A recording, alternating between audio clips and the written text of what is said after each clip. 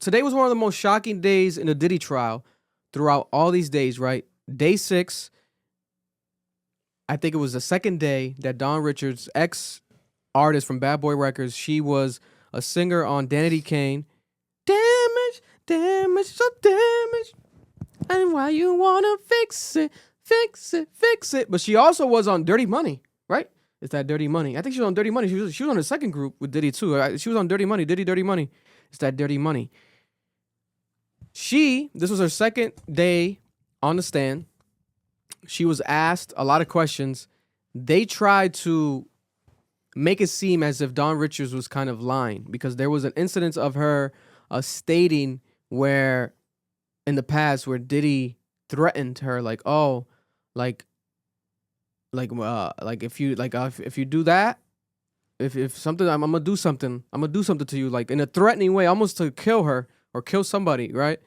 But then they kept asking her about that, and she's saying she doesn't recall that. She doesn't recall that. In my opinion, what I gathered was the defense was trying to make Dawn seem as not a valuable witness on the stand today because they kept referring back to this moment of her being uncertain about a moment that she said that Diddy allegedly threatened her in the past.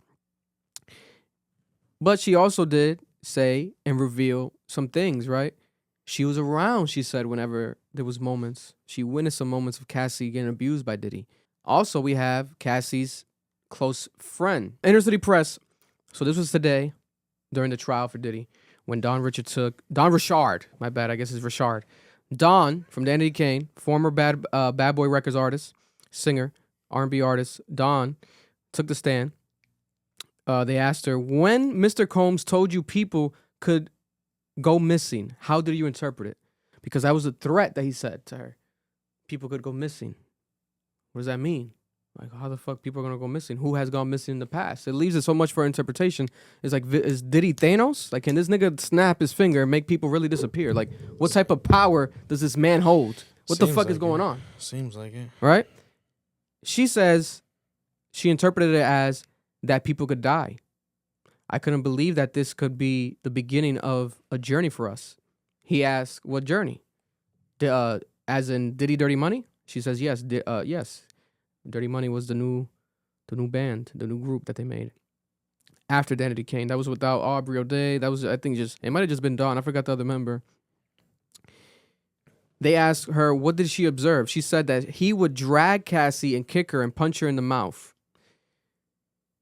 She says that this was because when she would speak up for herself, that he would do this.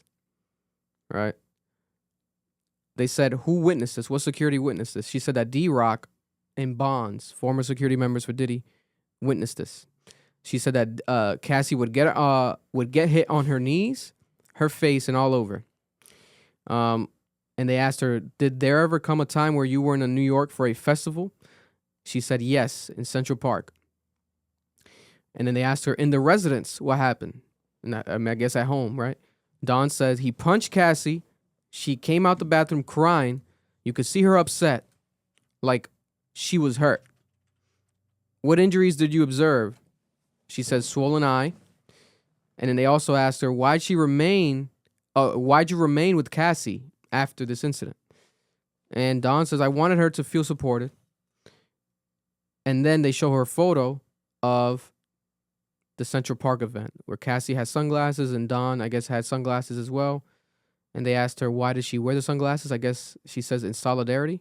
So I guess to be with her, they were wearing sunglasses in solidarity. A bit confusing there, but I guess it's solidarity, and it might have been the same brand. Don Richards says that the next assault that she witnessed was D-Rock was there, and Capricorn Clark was there, and Harv Pierre.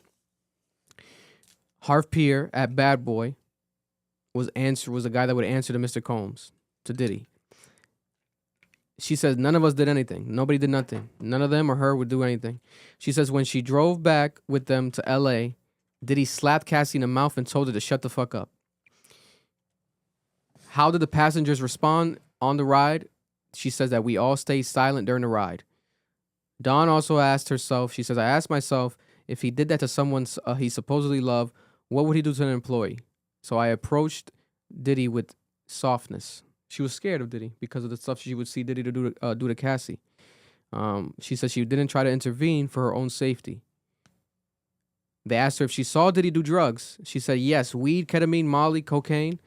She never saw opioids. Who brought him the drugs? Don said One Stop. I guess the man was called One Stop. He had it all, including Plan B and birth control.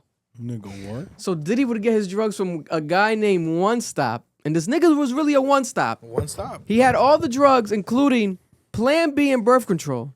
Not even just for Diddy's drug addictions, also for if he ever got a girl pregnant. Was he a Habibi?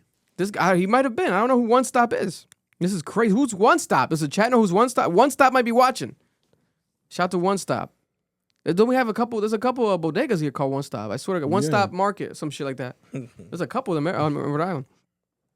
They asked her if she saw Diddy with a gun. She says yes, handguns on his lower back next to his tramp stamp that said fuck me. No, just kidding. I added that part.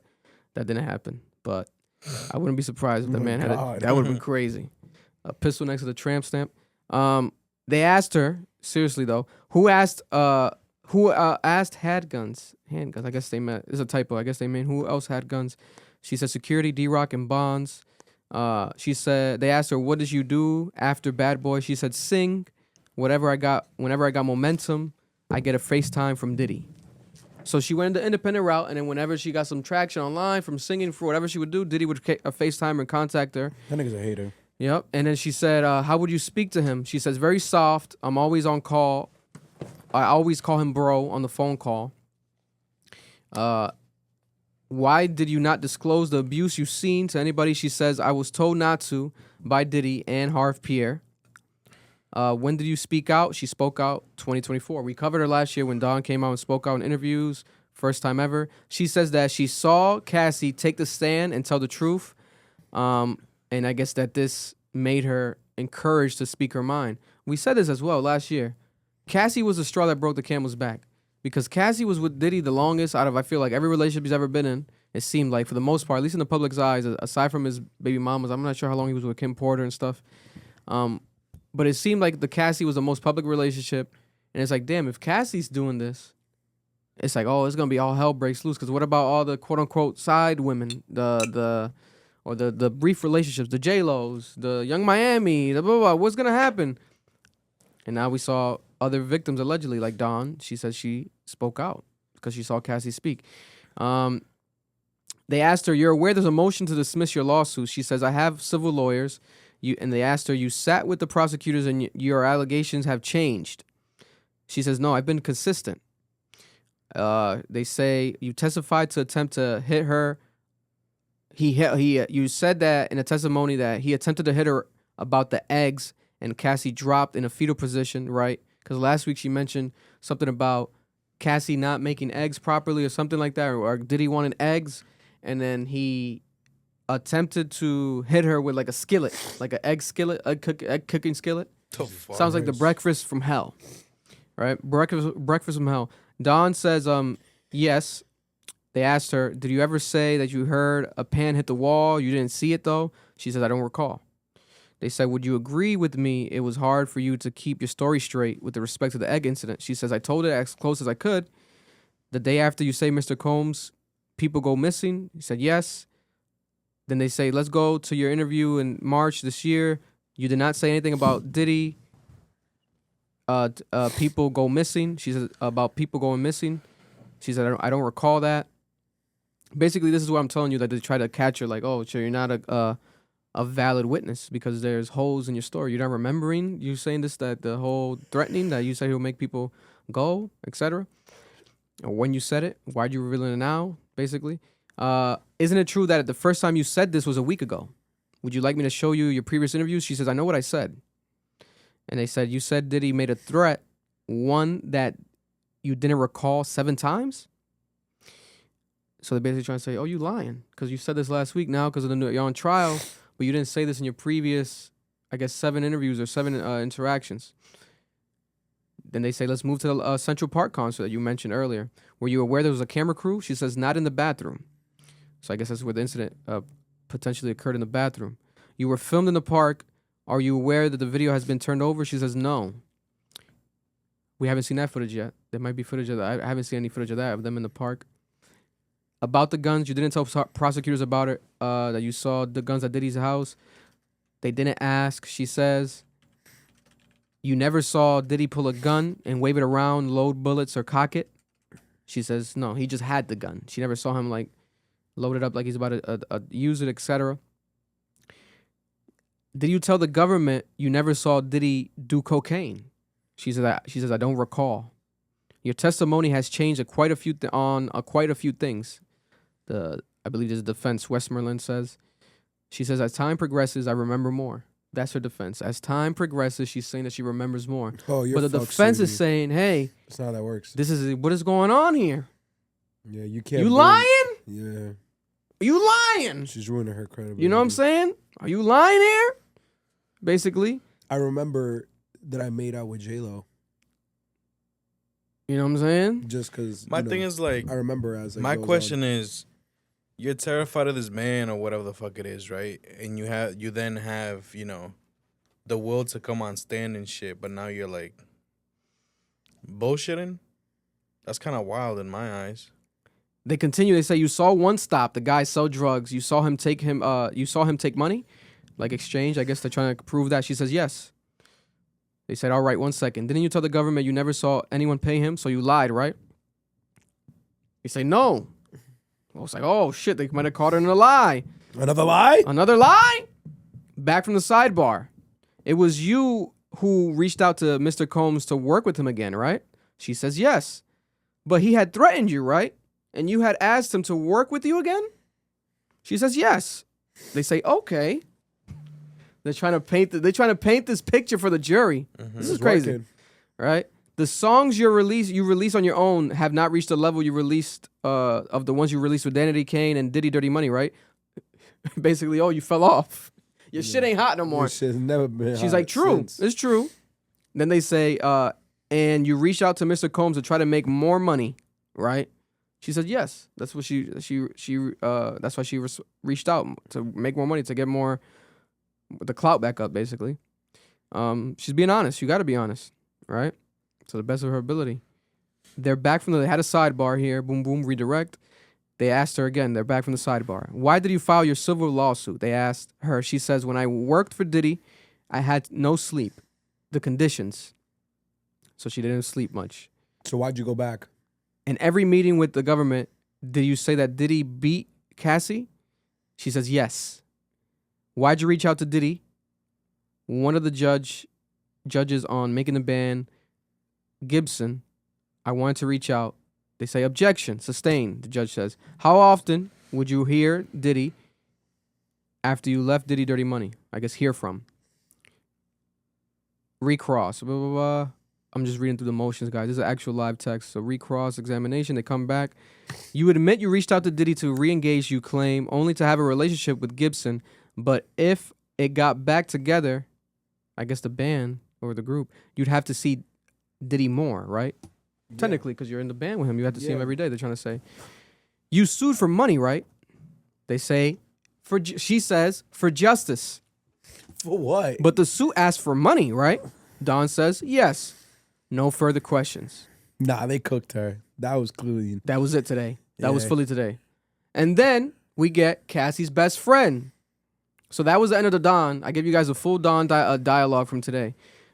It was pretty short compared to, I guess, her last one on Friday, it seemed like. Or they technically were both short because they add up to just one. It was like half day, half day. Now this is Cassie's best friend, Kelly Morgan. They ask her, where do you live? Los Angeles. They said, who's in this photo? They show a photo to her. It's Cassie. They say, what's your relationship with Cassie? We were best friends. Her boyfriend assaulted me. Off the bat, they asked her one question. She's saying something else. Yeah. What's your relationship? She's like, her boyfriend assaulted me too. Do you see him in here, in the courtroom? Do you see the actual boyfriend in the courtroom? They asked Kelly.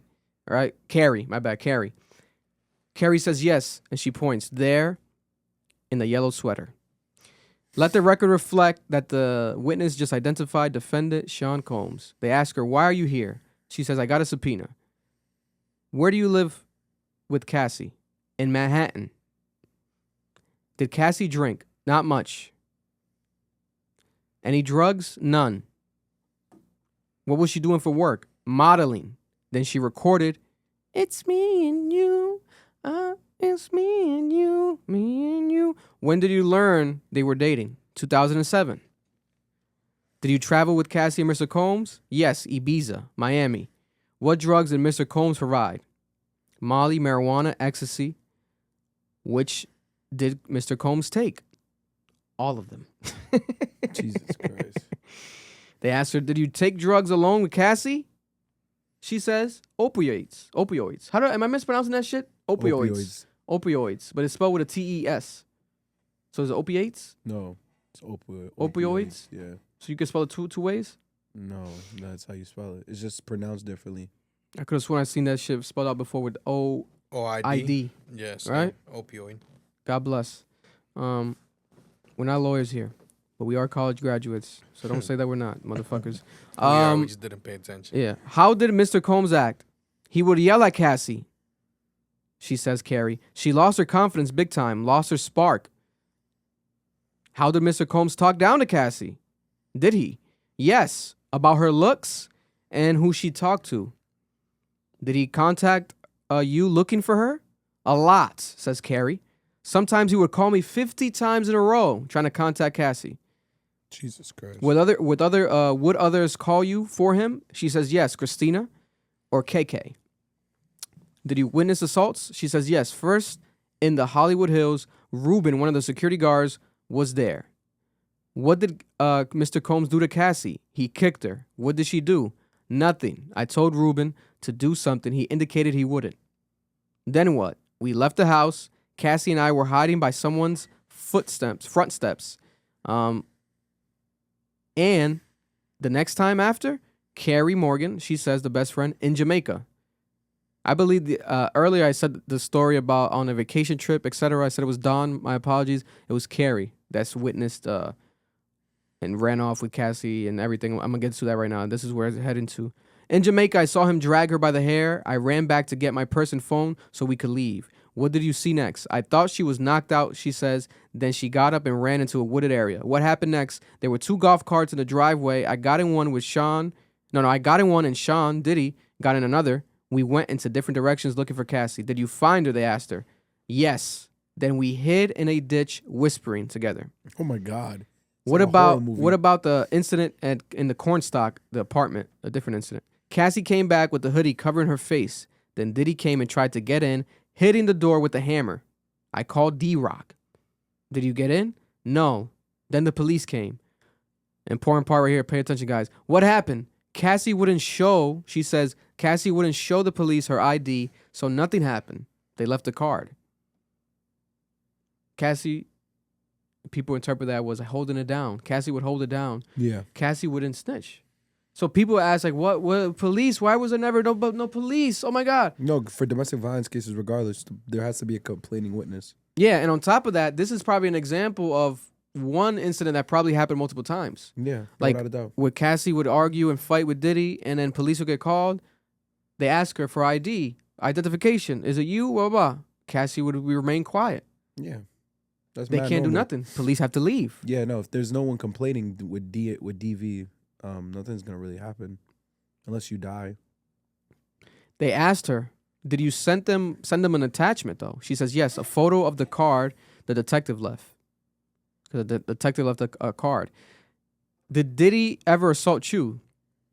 The best friend says that, yes. Diddy choked her with a wood coat hanger. No. He hit her with a wood coat hanger, and then he choked her. Allegedly, she says. Where did the hanger hit you? She says, behind my right ear. What did he express concern about? Who Cassie was cheating on him with? Who did you speak about it? Ryan, Diddy's old assistant. What did he do? She shrugs in the courtroom and says nothing. I have not spoken with Cassie since. This is still a sister? This is the best friend. Best friend, yeah. The best friend. Let me see. I think that's it. God bless. No more further questions for Morgan. Oh, no. And Combs. Combs, Agafino, I guess that was the defense, so I guess this is Combs' team. So then cross examination here. More questions for Cassie's best friend. You were best friends since 2004. She says, actually 2001. We met waiting for the Polaroids to develop and was living in Buffalo. She was in Connecticut. Aw. Cassie's a New Englander. You know that, right? She's from Connecticut. Cassie's from New I England. didn't know that. 100%, bro. I would have Shout out to thrashed her if Cassie. I met her first. Yeah, if you would have met her, you know what I'm saying? Well, I You guess would have saved her, bro. you would have saved her, but bro, You would God have been bless. a baby, though. Cassie's family actually is really respected, I think, out in New Haven. I think they might be from. Shout out to my guy Craig, who's from Connecticut. He tells me, like, yo, Cassie's team, it's a family is like official out there. So shout out to Cassie. New England's own Cassie. I've been playing Cassie all weekend. God bless. Carrie Morgan, her best friend says, I stayed downtown. She moved to Harlem. Have you ever met Kim Porter? They ask. All right, Kim Porter. Diddy's ex baby mama. Rest in peace, Kim Porter. Carrie says, yes, probably at a concert. They ask her, was Cassie ever jealous? Carrie says, yes. Oh shit. They ask her the other way. I guess it was Diddy jealous of Cassie? Carrie says, this is an example right here. Listen to this. Cassie was speaking with Michael B. Jordan, and Diddy got jealous. I hear it. She was trying to leave him. I hear it. You're not gonna leave me with a Michael B. Jordan. Trying to leave him for Michael B. Jordan? You're not leaving me for Michael B. Jordan. Yo, Michael B. Jordan would be out here. Nah, bro. You're not leaving me. No, because think about the time too. That's not prime. That's that young. That's That's that Nah, you're not Fruitville doing Station. Yeah, you're not. Yo, She saw the vision. nah, you not She saw the leaving me vision. for Fruitville Vision, Michael B. Jordan. She knew- Fruitville she- Station. Nigga. she- Fruitville Vision Sorry, sounds sorry. She crazy. knew he was going to make Yeah, sinners. because nigga Maluka, you say vision, bro. You not gonna leave me for the nigga that said 10 lines in his movie. Don't piss me off right now. Yo. It's just because he's handsome. We not. That's the nigga that was dating Shorty from the Ace family at that time. Yes, he That did it. you He not- dated her as well. He dated Yeah. Catherine Pais. You not leaving me for the nigga who had 10 lines God in bless. some Netflix movie and who was dating some YouTube star. No, I'm P. Diddy. Yo. I will break that nigga's face. I will break Michael B. Jordan's face. Then they ask her, you were both doing drugs? She says, no. You were both using drugs? She says, no. We were in South Africa. Did you learn about Gina? She says, yes. Carrie says Diddy was having a full-on relationship with this little girl. Why do you call her that? Carrie says she acts like that. She's younger than us. They ask her, when you say Sean came and hammered the door, why did the police come? Carrie says they said because of a noise. What did they say to you? Carrie says Cassie was visibly injured, but she didn't say anything. So Cassie had an injury on her, literally. Might have been a scar or something, and she literally still never told the police nothing. She didn't give identification. I guess police still, even in that moment, couldn't do nothing. That's crazy. It mustn't have had been too bad, because I feel like if you have a full-on black eye, police are going to be like, hold up. Let's do something. They ask her, you two were best friends for 18 years, but now you haven't spoken to her since 2018? Carrie says that's true. At the danger of being capital obvious, that's a long time. She moved on. Objection. They ask her, why haven't you spoken with her? Carrie says she did not support me after Diddy assaulted me. I tried that line at assault. I guess they meant to say I draw that line at assault. You reached a settlement with Cassie? Carrie says no. The money came from Mr. Combs. So I guess they reached a settlement with her, right? Do you know if Louis Hayes is a self-help author about self-affirmation? They show her photos as well. She says yes. Why did you send him this with words of encouragement? They ask her this. She says, I don't remember sending it. They say, okay. Then they say, I want to show you a few more photos, but first let's talk about the incident when he put his hands on your neck. Were you and Cassie using any drug at the time? Carrie says no. What did he say? Carrie says he said, is she cheating with? Who is she cheating with? So he asked her, did he ask Carrie, who is Cassie cheating on me with? You went to urgent care, not the hospital. She says, right. But it was bloody and you went to the hospital? She says, I don't remember that. They show her material. She says, I see that I said that. Cross-examination. Objection. Let's see. I think this might be towards the end. Then they call another witness, David James. So that ends the cross-examination with Carrie, the best friend, former best friend. Everyone always has a former best friend. Megan Thee Stallion had a Kelsey, former best friend. Now we got Carrie, another K name, former best friend. It's like, goddamn. Next witness, David James. They asked him, why are you here? He says, I've been subpoenaed. This was Diddy's former personal assistant, guys, from 2007 to 2009. And then he says, I went to college in Michigan. Later, I faxed my resume to Bad Boy. He says that he met Tommy, his sister Keisha, and others. They gave me 40 appointments and asked me to make a schedule. That's how they tested him. You had to know, for example, what particular show on Hot 97 came on. What did Mr. Combs ask you? To make a spreadsheet for Miami. David Jones says, to make a spreadsheet for Miami. I said I know his food and restaurants preferences. He asked me why I'd make a good assistant. I said, can't stop, won't stop. I got the job. What the fuck? Can't stop, won't stop. You're hired. I like you. What type of assistant that's how the type of auditions is this? Can't stop, won't stop. You're hired. What the fuck is going on here? Yo, Marlon, it's too cold for this shit, bro. What's hot? Whoa. Cold. Oh, he put it on? Damn, are you hot like that? It's hot as fuck in here, bro. Nah, nigga, no, it's not, bro. It's fucking You niggas freezing. got issues, bro. Nigga, Yo. my nigga, you are crazy, bro. You You are guys got wearing issues, nothing. bro. You might just take your shirt off. get naked in here. Why are you trying to see me without a shirt, bro? Bad boy, take that. Can't stop, won't stop. You can turn it off if you want, but it's hot as fuck in here. This nigga's crazy. They asked him, what would you do Bro, that's the as an menopause, assistant? David James says, bad boy to 5, then out to dinner, then to the studio till 3 a.m. We'd call time at the end of the night. We get a call time at the end of the night. Did you travel with Diddy as well? Yes.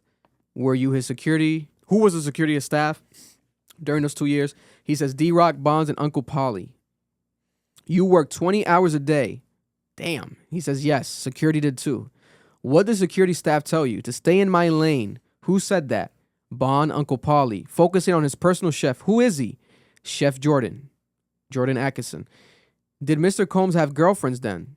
David James says Kim Porter, Sarah, Tara, Yana, and Cassie. God damn. So this personal assistant said that he witnessed throughout the 2 years, 2007, 2009, 5 different women that were Diddy's girlfriends throughout these 2 years. Take that. Jesus Christ. What was your first conversation with Cassie? Listen to this. He says, we were on Star Island. Carrie Morgan was there too. Cassie said, this lifestyle is crazy. David James says, I asked her, why don't you leave? She said, Sean controls my life, my music. He pays for my apartment. Next conversation, David James with Cassie. He says it was about her music, but the album never came out. Did you overhear a conversation? Overhear a conversation? Bless you. Thank He you. says yes. David James. Mr. Combs said, Kim is my queen out in LA with my family. He said, I have Cassie right here, right where I want her. She's young and moldable. Moldable. This is what Diddy would call her, young and moldable. Your Honor, how much longer do you want to go? This would be a good place for a break. They take a break. You guys get the gist. It's heating up with Diddy trial. According to testimonies today, cops would pull up during incidents. Cassie, do you have ID? What's your name? She wouldn't respond. Cops would leave. Which is Because they common with can't domestic do violence. shit, right? Yeah. You can't do shit. But she was also scared. Dawn was saying she was scared Yeah. as well. This is my thing. None of that matters. Unless you can tie it back to the main crimes. Because even if the jury can convict him, when they take it to appeal, a judge will rule that the burden of proof was not met. It does not matter what they feel. It was the burden of proof met, because this can always go to appeal and a judge will easily determine that. Yeah. And I'm still at a point here where I'm like, where does this get bad? Yeah. This is just abuse. This is domestic violence. And she never filed a case, like you said. They kept going to the crib. She never responded. Yeah. DV cases don't go anywhere at that time if there's not a complaining witness or a complaining victim. And then the King testimony bothered me a lot too, because like you clearly only are doing this. I mean, your civil suit was because you're saying, hey, I feel like I was being mistreated as a worker. So why'd you want to go back? Y'all don't care how weak my shit is. If I was really being abused in a spot, I'm never going back. Like that's something that I've always held true to myself. If I truly feel like I'm being abused in a space, I'm leaving. I'm not coming back. So for her to willingly come back is like, how serious was it for real? Because your shit wasn't popping, so you went back and you're admitting to it. So there's a lot here where it's like, I don't see this nigga getting more than 3. Money outweighed everything. Money outweighed everything. And it made niggas make terrible decisions. And this is a great example of like niggas moving against what's right, knowing it's not right. Because she's taking photos. Yeah. Cassie knew this shit wasn't right. She knew she was being abused, but she still stays. And, you know, we're seeing the messages of her saying, I didn't want someone to take my spot. She's still hitting up Diddy while she's with her other boyfriends, trying to get back with him, trying to sleep with him. And like and I know like there's a big debate on Twitter about that of like, oh, it's, you know, being with your abuser, always going back to your handler. But in the other breath, it's like, bro, sometimes niggas just want to eat, bro. Like that's just what it is. Like I get that. Like I get that. Eat food? What do you mean? No, like they want money, bro. Like they want to be okay. up. Like sometimes, bro, it's that simple. Yeah. Money fucks niggas up, bro. You don't. None of us can speak on it because we've never been to that level of money. But it's easy to tell someone, hey, oh, I would never tolerate some shit like that if I was in that situation. Nigga, you're with Diddy, going to the Met Gala in $1 million dress. You are making a band, getting treated like shit, but your music is charting. Nah, it ain't that simple, bro. There's some shit in life that you get. You don't have the right to tell people, oh, I would never do that unless you were actually there. Yeah, like, no, I'm people not are hearing crazy. that. Let's be honest, bro. my You thing get is- offered $100,000 to get punched in the face. You gonna say no? Oh, I'll take it. I've been punched for free. I'll take it. That's what I'm saying. What about where's the parents? That's my question. Yeah. Where's best friend was there. Cassie's parents? Because my thing is this, right?